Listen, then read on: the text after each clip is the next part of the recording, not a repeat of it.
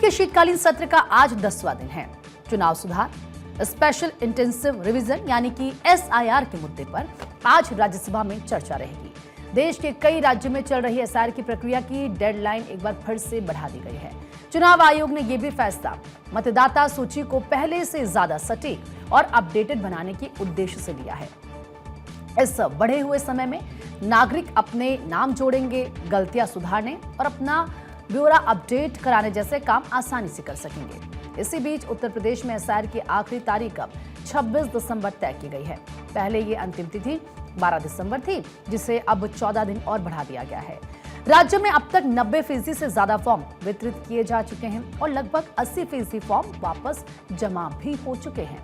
आयोग का लक्ष्य है कि अधिक से अधिक योग्य मतदाता सूची में शामिल हो सके और इसी के लिए एसआईआर चलाया जा रहा है। अब आप देखिए किस तरीके से जो एसआईआर की नई डेडलाइन है। उत्तर प्रदेश की बात करते हैं तो 26 दिसंबर, तमिलनाडु की बात करते हैं तो 14 दिसंबर, गुजरात 14 दिसंबर, मध्य प्रदेश 18 दिसंबर, छत्तीसगढ़ 18 दिसंबर, अंडमान निकोबार 18 दिसंबर। ये जो डेडलाइन है अब तय कर दी गई है, समय यहां पर दे दिया गया है। और अगर बात हम करते हैं लोकसभा राज्यसभा की, तो बीते दिनों वंदे मातरम और चुनाव सुधार पर जोरदार बहस देखने को मिली है। चुनाव सुधार के तहत विपक्ष ने एसआईआर का मुद्दा को उठाया। लोकसभा के नेता प्रतिपक्ष राहुल गांधी की तरफ से एसआईआर और वोट चोरी के आरोप के बाद केंद्रीय गृह मंत्री अमित शाह की तरफ से जोरदार जवाब भी दिया गया।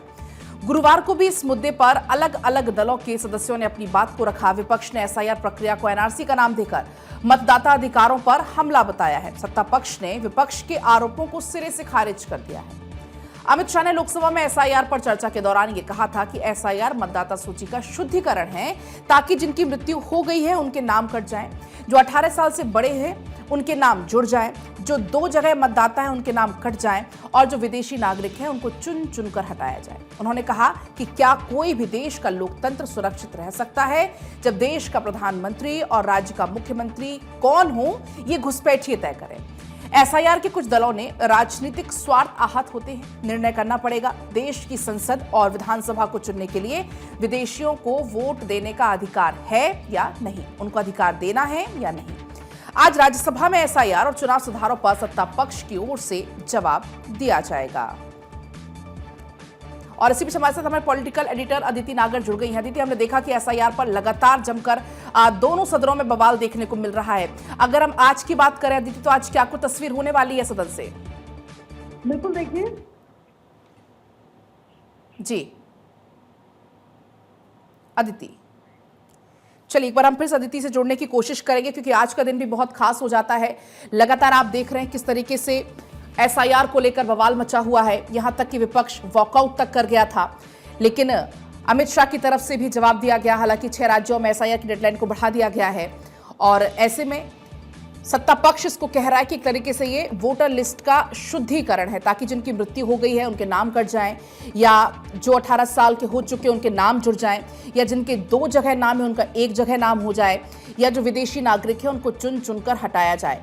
सत्ता पक्ष का कहना यह है कि क्या कोई भी देश का लोकतंत्र सुरक्षित रह सकता है जब देश का प्रधानमंत्री और राज्य का मुख्यमंत्री कौन हो ये घुसपैठिए तय करेंगे।